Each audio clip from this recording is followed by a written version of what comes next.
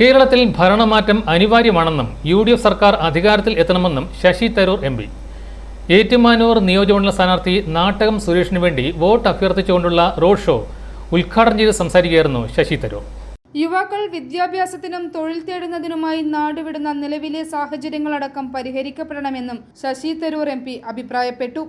നിങ്ങൾ എല്ലാവരും ഒരുമിച്ച് നിൽക്കുന്നത് ശ്രീ നാട്ടകം സുരേഷ് ജയിപ്പിക്കാനാണ്. അദ്ദേഹം നിങ്ങൾക്ക് വാക്ക് തന്ന പോലെ അദ്ദേഹത്തിന്റെ കഴിവനുസരിച്ചിട്ടും അദ്ദേഹത്തിന്റെ അറിവനുസരിച്ചിട്ടും അദ്ദേഹത്തിന് പൂർണ്ണ ആത്മവിശ്വാസമുണ്ട്. ഈ നാടിന്റെ ശബ്ദം അദ്ദേഹം നിയമസഭയിൽ കേൾപ്പിക്കും.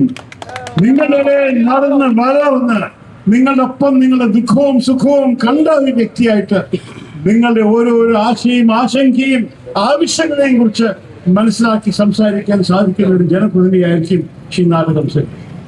അദ്ദേഹം പറഞ്ഞു അദ്ദേഹം അനാവശ്യമായ പ്രോമിസസ് ചെയ്യില്ല. പക്ഷെ ഞാനിത് പ്രോമിസ് ചെയ്യട്ടെ, അദ്ദേഹത്തിന്റെ വിജയം വഴിക്ക് നമ്മൾക്കൊരു UDF സർക്കാർ കൊണ്ടുവരണം. 10 വർഷക്കാലത്തിന്റെ ദുർഭരണത്തെ മാറ്റാൻ ഒരു സമയമായി. 10 വർഷക്കാലം LDF സർക്കാർ ഈ നാടിനെ നശിപ്പിച്ചതിന്റെ ആ കഥ അവസാനിപ്പിക്കാനുള്ള സമയമായി. അവരോട് കണക്ക് ചോദിക്കുന്നു, നമ്മൾ ആ കണക്ക് ചോദിക്കാൻ സമയമായി. പക്ഷെ അതിൻ്റെ ഒപ്പം ഒരു പുതിയൊരു രീതിയിൽ ഒരു പുതിയൊരു തലമുറ ഭരണത്തിൽ കൊണ്ടുവന്നിട്ട് നാളെ കുറിച്ച് ചിന്തിക്കുന്ന UDF ഭരണം. ഞാൻ എപ്പോഴും ചൂണ്ടിക്കാണിക്കുന്ന ദുഃഖവാർത്ത എന്താണ്? നമ്മുടെ മലയാളി യുവാക്കളൊക്കെ ഈ സംസ്ഥാനം വിട്ടിട്ട് അന്യ സംസ്ഥാനങ്ങളും അന്യ രാജ്യത്തേക്ക് മാറിപ്പോകുന്നു. കാരണം ഇവിടെ അവര് അവസരങ്ങൾ കാണുന്നില്ല, തൊഴിലവസരം കാണുന്നില്ല, പഠിപ്പിന് അവസരം കാണുന്നില്ല.